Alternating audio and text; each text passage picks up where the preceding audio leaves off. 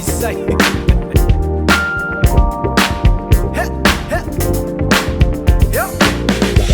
Masonaona ny tonay fihetsikao tsotsotra izay lay fatsoranao no tena nahasarikay nampierika ny lo nampidoboka ny fo tiako ny afantatranao bebe kokoa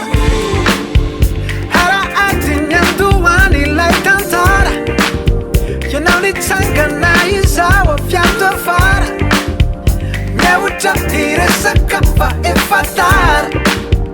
manahoana ihany sisa no nambara orasy anao nanoratra somesy iray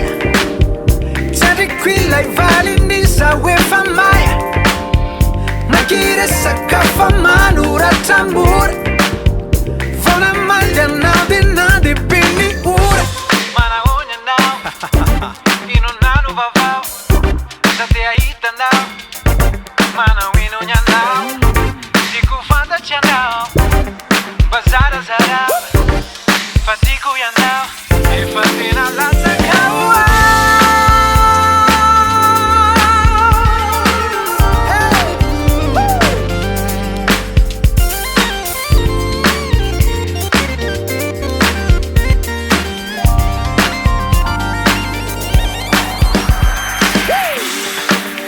lasaby namana akaiky isika vyeo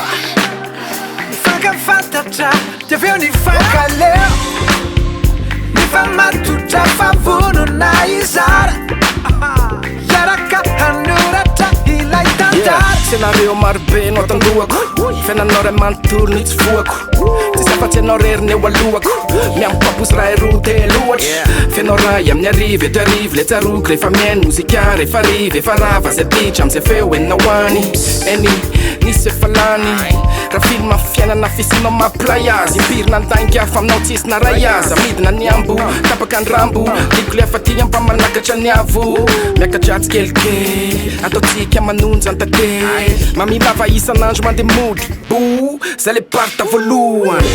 masonaona ny tonay fihetsikao tsotsotra izay lay fatsoranao no tena nahasarikay nampierika ny lo nampidoboka ny fo tiako ny afantatranao bebe kokoa be de ben tiako ambara tsy voalazako ankiry